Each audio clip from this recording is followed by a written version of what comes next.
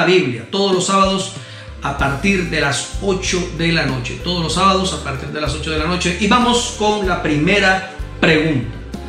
Esta primera pregunta nos llega desde... bueno, primero quiero dar un saludo especial a nuestra hermana Mariposa Azul Arpano, que está comunicándose, que está reportando su sintonía desde Coahuila, en Piedras Negras, México. Un saludo especial a mi hermana, que está ahí escribiendo, que está dando el hola a todo el grupo que está conectado allí, ahorita allí en esta emisión en vivo. La primera pregunta, esta sí, nos llega desde Santiago de Chile. La está haciendo nuestra hermana Ingrid Fuente Alba. Desde Santiago de Chile, nuestra hermana Ingrid Fuente Alba hace esta pregunta: ¿la salvación es por obras o por gracia? ¿La salvación es por obras o por gracia? Hace un comentario más aquí diciendo que siempre hay personas que leen la Biblia. Ella también, cuando la lee en Santiago, que dice: tú crees, muéstrame tus obras.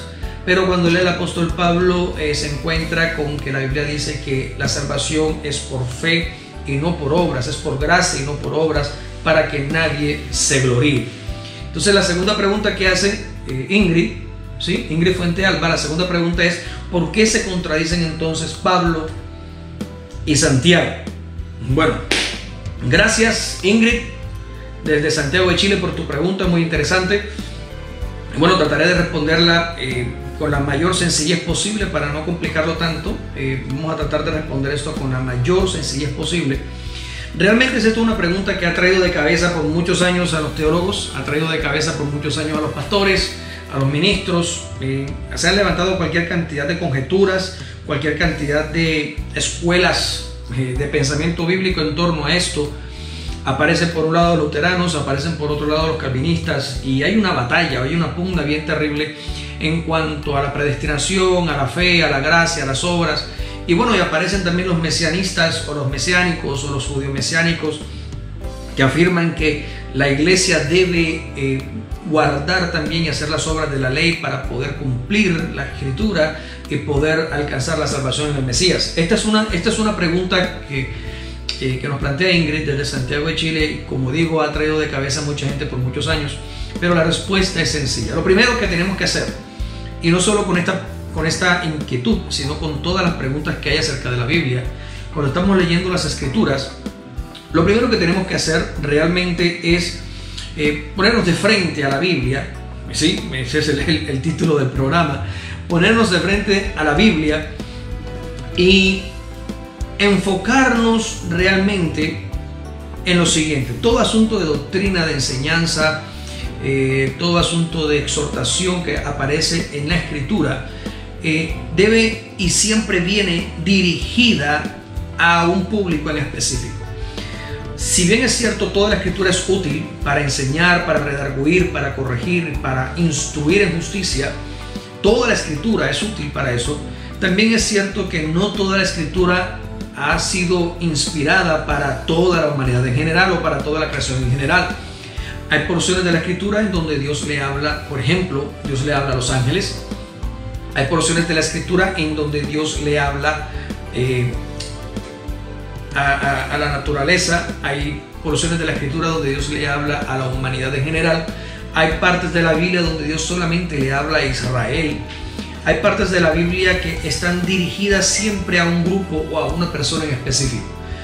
Y a pesar de que toda la Escritura es inspirada por Dios y me es útil para yo aprender, ser instruido, ser corregido, crecer, avanzar, tengo que entender que no todo el mensaje tácita y literalmente está dirigido a mí.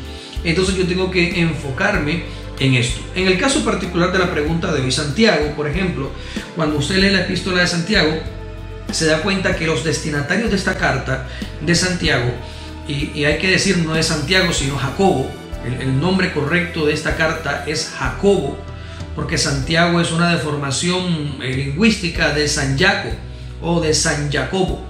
A lo largo de los años, pues la latinización de estas cartas conllevó a que se saliera el nombre de Jacobo y se convirtiera en Santiago por San Jaco. Pero realmente el nombre del autor de esta carta, a la que generalmente le decimos Santiago, es Jacobo. Entonces Jacobo escribe esta maravillosa carta, pero va dirigida enfáticamente a las 12 tribus en la diáspora, a las 12 tribus que están expatriadas, a las 12 tribus que están en el mundo, que están esparcidas por la tierra. Y entonces Santiago apunta a ellos y les dice, a este grupo de judíos que se han convertido al Señor, quienes ya tienen un pacto previo en el monte Sinaí, les dice a ellos, a los judíos, que deben demostrar lo que ellos creen con sus obras. Sin embargo, cuando el apóstol Pablo se refiere allá en Efesios, en Filipenses, en los Gálatas, y el apóstol Pablo escribe, no escribe a los judíos, escribe a la iglesia gentil en el mundo entero, y es a la iglesia gentil a la que le dice que no debe buscar hacer obras para salvarse, porque la salvación no es por las obras que hagamos, sino por la gracia inefable que hemos recibido de parte de Dios. Aquí hay que decir algo, hay que anotar, y es que la salvación no solamente es un regalo. Dios entregó la salvación no solamente como un regalo. ¿Por qué? Porque cuando uno da un regalo, uno viene y le da un regalo a una persona, le dice, mira, te regalo esto.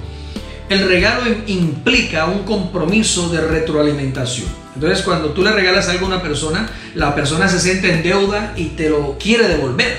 Y bueno, tú me invitaste hoy, bueno, invita hoy, yo invito mañana. Siempre hay una retroalimentación en los regalos. Por eso, para estas fiestas, todo el mundo se intercambia regalos, porque nadie quiere quedarse atrás. Tú me regalas, yo te regalo. La salvación no solamente es un regalo, sino que es un regalo gratuito. ¿Qué quiere decir eso? Que Dios lo da y no espera recibir nada a cambio. Y en ese contexto, la palabra que define el regalo de Dios de la salvación no es regalo, sino dádiva. Porque la dádiva de Dios es eso, es un regalo gratuito. ¿Qué quiere decir esto? Que Dios regaló la salvación y no espera, hablando del pueblo gentil, de todas las naciones que no son Israel, no espera recibir algo a cambio, porque regaló la salvación como una dádiva. Ese es el regalo que Dios hizo para el mundo, para la iglesia del Señor. Sin embargo, en lo tocante a Israel, los judíos tienen que hacer obras, porque tienen un pacto que los amarra, que los ata al cumplimiento de una ley que Dios les entregó a ellos. Entonces, en el momento que los judíos se convertían al cristianismo, ellos tenían que demostrar su fe en obediencia de las obras que ellos guardaban de su pacto de la ley. Sin embargo, los gentiles, al no tener ley, no podían guardar las obras de la ley, sino que tenían que descansar. Y aún hoy, el gentil debe descansar en la dádiva que Dios le da. Así que el judío hace las obras de la ley y las guarda por cuanto la fe, para que entonces la fe de Dios venga y se ejecute y se efectúe en ellos la salvación. Pero el gentil recibe la fe primero, recibe la dádiva de Dios primero, y por causa de haber sido salvo, ahora hace las obras de Dios de la fe. Ahora, es decir, para el gentil, las obras son una consecuencia de haber sido salvados. Para el judío, las obras son la guía, el camino para alcanzar ese regalo de la salvación. Son dos pactos distintos, son dos pueblos diferentes, y por eso cuando el judío quiere justificarse, tiene que hacer las obras de la ley para justificarse, para alcanzar cierta justificación delante de Dios. Sin embargo, cuando el judío deja el judaísmo y se convierte a Cristo y reposa en la gracia inefable de Dios y cree en la dádiva que Dios le ha dado, automáticamente deja de confiar en las obras muertas de la ley y entonces reposa en la confianza plena en la salvación que Cristo Jesús ha regalado. Ahí el judío deja de ser judío y se convierte a Cristo, y el gentil deja de ser pagano gentil y se convierte a Cristo. Aquí es donde explica el apóstol Pablo que Dios elimina la pared intermedia entre dos pueblos, y de Israel y del mundo gentil saca un remanente para hacer un solo cuerpo, y ese solo cuerpo se llama la iglesia de Cristo? Bueno, pero en otra ocasión estaremos hablando de esto, no es la pregunta, pero esta es la respuesta para ti, mi hermana Ingrid Fuente Alba. La salvación es por gracia, por la gracia inefable de Dios. No es jamás es por obras.